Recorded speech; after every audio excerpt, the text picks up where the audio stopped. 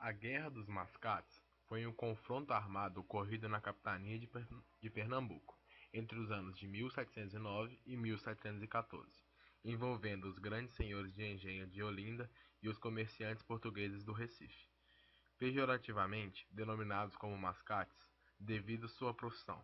Mascates eram em sua maioria portugueses, e essa guerra enquadra-se nas rebeliões no século XVIII do Brasil colônia, ao lado de outras como a Revolta de Filipe dos Santos em 1720, a Alconferência Mineira e a Conjuração Baiana.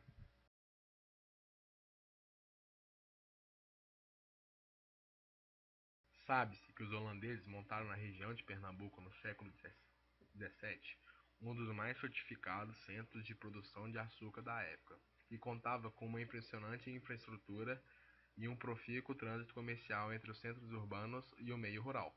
Mas em 1645, um levante nacionalista culminou na expulsão dos holandeses da capitania de Pernambuco.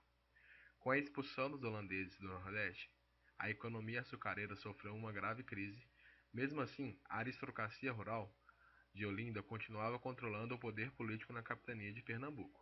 Por outro lado, Recife se descolava desse cenário de crise graças à intensa atividade econômica dos mascates. Outra fonte de renda desses mascates eram os empréstimos a juros altos que faziam aos olindenses.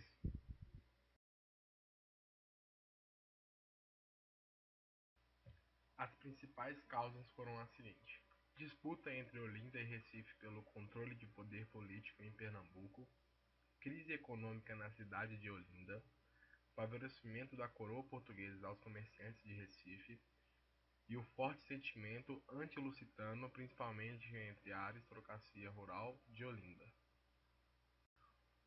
Os principais objetivos foram os seguintes: primeiro, os olindenses queriam manter o controle político na região, sobretudo com relação à próspera cidade de Recife. E segundo, os olindenses queriam que a coroa portuguesa mantivesse Recife na condição de povoado.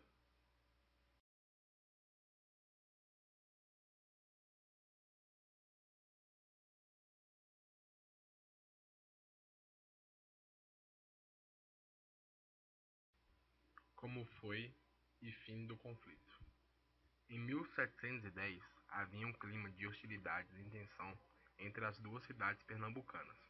Neste ano, os olindenses invadiram Recife, dando início à Guerra dos Mascates.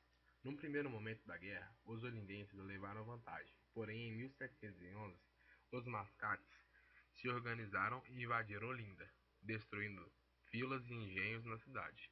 A guerra terminou em 1711, após a coroa portuguesa nomear para governador de Pernambuco Félix José Machado. Consequências do conflito ou Guerra dos Mascates. O governador de Pernambuco ordenou a prisão dos principais líderes do movimento.